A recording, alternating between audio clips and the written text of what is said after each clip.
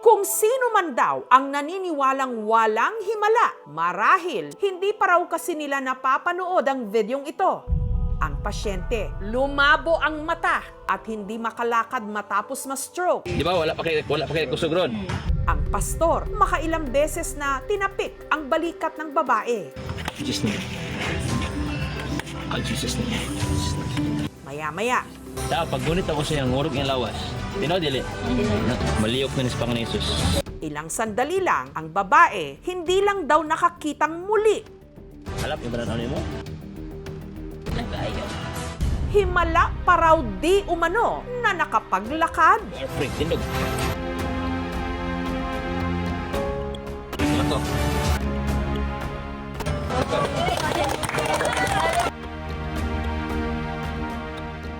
Kamusta? Dali kusog? Isa ka yung pin. Mungot. Ang Meron ba o walang himala?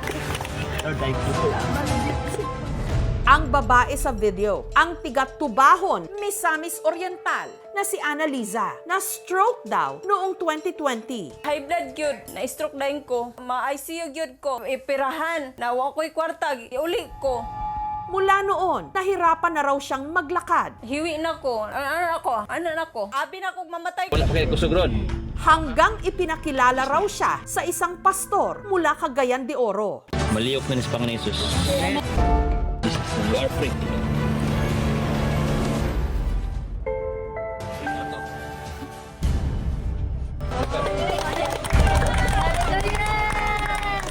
Nagbaklay na ko. Kakita na gig ko. Balibarot gig ko na lanlibarot. Sino ba itong pastor na di umano mapaghimala ang mga kamay? Dito siya matatagpuan sa Cagayan de Oro City, ang 27 anyos na si Pastor Ron. Meron talagang gagamitin si Lord na instrument na tao. I believe that's the way of God. Naitabo kayo. Ang kanya raw healing sessions dito ginagawa sa kanyang bahay na kung kanilang tawagin, Little Heaven. Pero sa araw na ito, si Pastor Ron nirentahan ang court na ito para sa gagawin daw niyang malawakang healing. Umaga pa lang, dinagsa na ng daan-daang tao ang court. Ang mga may sakit, binigyan ng papel kung saan nila isusulat ang kanilang mga iniindang karamdaman. Ulcer, sir, saka kidney. Nagkasakit ako ng diabetic.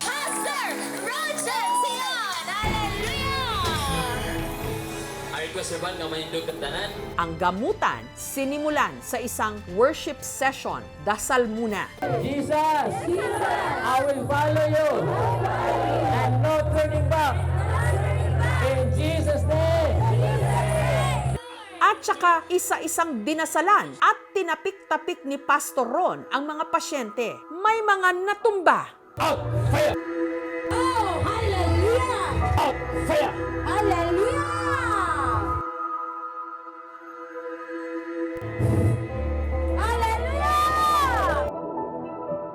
Meron ding mga lumublob sa drum na puno ng tubig. But kung ikaw itong gusto na tao ka usapan sa kinabuhi, ilugong lang ang mga kapos sa mga balantian. Ang pagpapagamot kay Pastor Ron, libre raw. Siya instrumento aron ako maayo pinaagi sa Ginoo. Let's shout Jesus! Jesus! We love you! Ang tiga-Tagoloan, Misamis Oriental na si Cheryl, hindi na raw noon maigalaw ang namamanas niyang katawan dahil sa sakit sa puso. Meron po akong cardiomyopathy, heart failure. Complications po ng mga anak po ako. Malalang malala po, nawala na po akong ng pag-asa.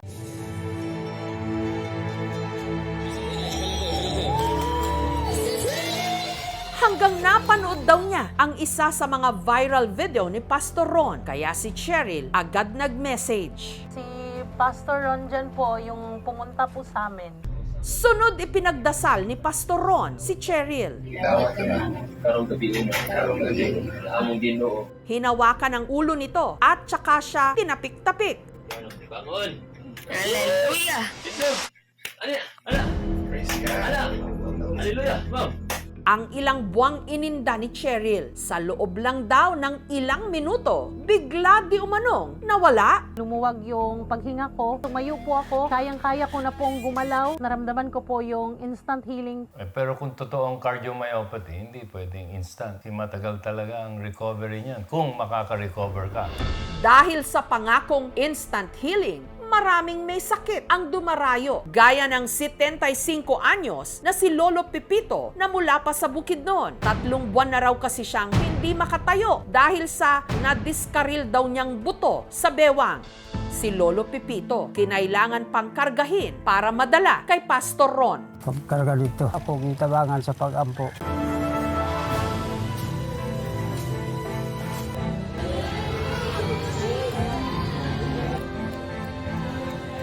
Arang-arang naman akong pamati ito. Ila ako tindog dito. Dala siguro na sa pag-ampo. Kung ganyo ako gitabangan sa pag-ampo. Kung paingon man sa Ginoo. Maaring ang pasyente ay nagkakaroon ng mga tinatawag natin na neurological disorders. Maaari rin na ang pasyente ay nagkakaroon ng tinatawag natin na mga metabolic disorders o kaya yung mga peripheral vascular disease. Maaari agad silang gumaling by correcting the underlying causes. Well, mostly, depende sa lala ng conditions. Si Jezreel naman, na-diagnose noong 2018 na may hyperthyroidism o sakit sa thyroid gland. Ever since noon, pinawala na ako ng masyadong stress, mga preservatives. Madami akong bawal. Dahil walang perang pampagamot, kay Pastor Ron din siya lumapit. Libre naman. Okay lang siguro to, wala namang mawawala. Si Jezreel dinasalan. In the name of Jesus, I release the fire of the Holy Spirit now. 1, 2, 3. Out! Hindi ko namalayan. Pagkagising ko, andyan, nakahiga na ako. Ano ba baka Jesus Christ? Sabi sinod, ayaw ka, Dok. Hey, wala lang kayo sakit. Amen. Yun yung first time in 5 years na hindi ako nadala sa hospital. Ang hyperthyroid, hindi siya gumagaling instantly. Pagka hindi to pinatingin at hindi nagpa-doktor, bumibilis lalo ang puso. Pwede magkaroon ng cardiac arrhythmia at pwede rin ng heart failure. Yung instant healing na sinasabi nila, medyo hindi yan scientifically proven na meron nga. I doubt na talagang nag-recover siya from the stroke. Probably yung drive lang or yung kagustuhan niyang makatayo at maglakad ang nanaig sa kanya para lang maglakad. Pero may weakness pa rin sa nakita ko sa video.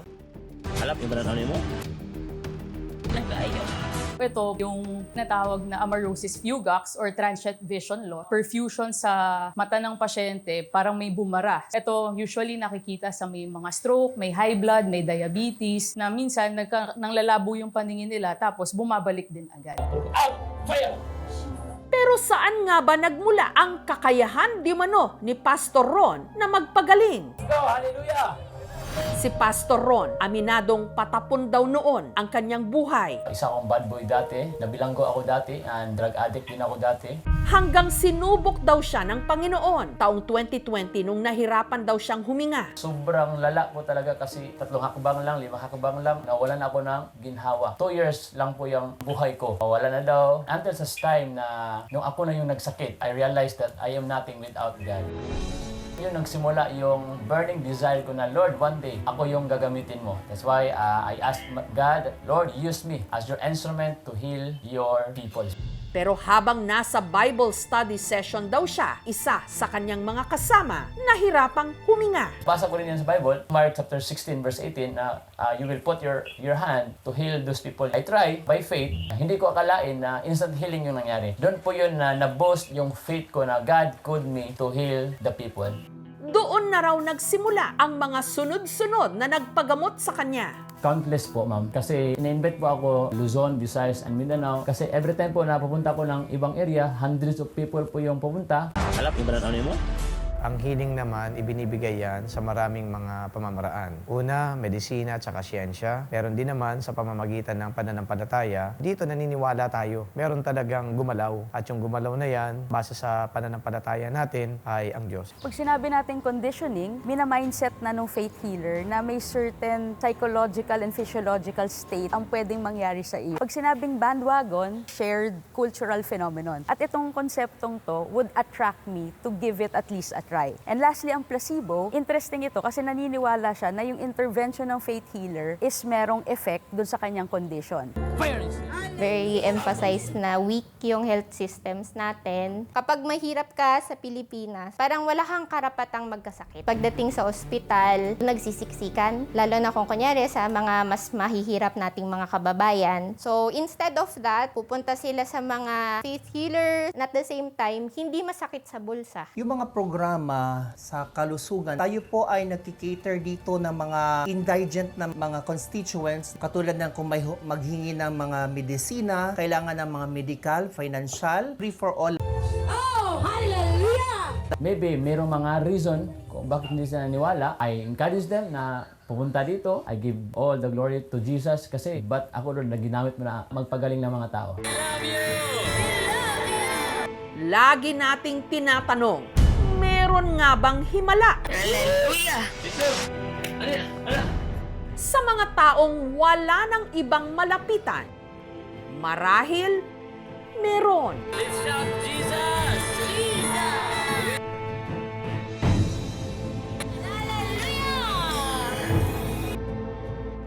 Thank you so much mga kapuso. Kung nagustuhan niyo po ang videong ito, subscribe na sa GMA Public Affairs YouTube channel. Don't forget to hit the bell button for our latest updates.